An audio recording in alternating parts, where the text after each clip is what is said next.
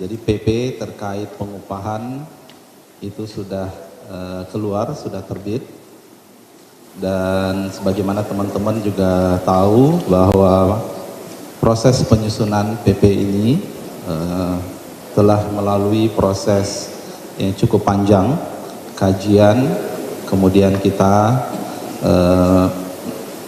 mendengar aspirasi dari berbagai pihak, dari serikat pekerja, serikat buruh, dari para pengusaha, dan kita juga melakukan kajian akademik, terutama salah satu poin yang penting itu adalah terkait dengan KHL ya, bagaimana menghitung, mengestimasi kebutuhan hidup layak, dan alhamdulillah tahun ini kita sudah keluar dengan sebuah publikasi terkait dengan KHL.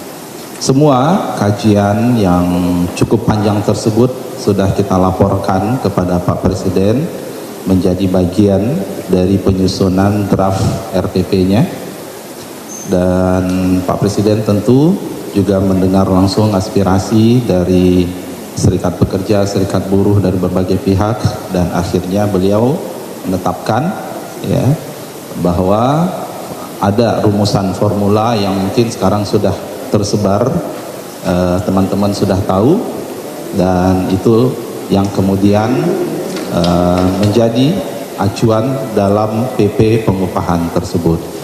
Pada PP tersebut juga mencantumkan terkait dengan upah minimum sektoral, ya, baik provinsi, kota, kabupaten. Ada kewajiban gubernur untuk menetapkan upah minimum provinsi dan upah minimum sektoral provinsi, dan bagaimana gubernur dapat menetapkan upah minimum kota kabupaten dan upah minimum sektoral kota kabupaten. Dan semoga PP ini adalah hasil yang terbaik ya, bagaimana kita mempertimbangkan aspirasi dari serikat pekerja, serikat buruh, dengan juga mempertimbangkan masukan-masukan dari industri ya, dan kami berharap inilah yang terbaik dan bisa kita jadikan sebagai patokan. Dan selanjutnya Dewan Pengupahan Daerah yang akan melakukan kajian terkait dengan kondisi masing-masing daerah, sejauh mana disparitas yang saat ini ada di daerah masing-masing, sejauh mana gap antara upah yang ada dan KHL berdasarkan hasil perhitungan yang sudah dilakukan oleh tim, kemudian Dewan Pengupahan Daerah yang akan mengusulkan kepada pimpinan daerah masing-masing untuk kemudian ditetapkan oleh gubernur. Itu batas waktu tanggal 24 Desember 2025. Tadi formula tidak ada yang berubah dari formula, bahwa kenaikan upah sama dengan inflasi ditambah pertumbuhan ekonomi dikali alfa. Alfa inilah yang diputuskan oleh Pak Presiden, nilainya 0,5 sampai 0,9 ya.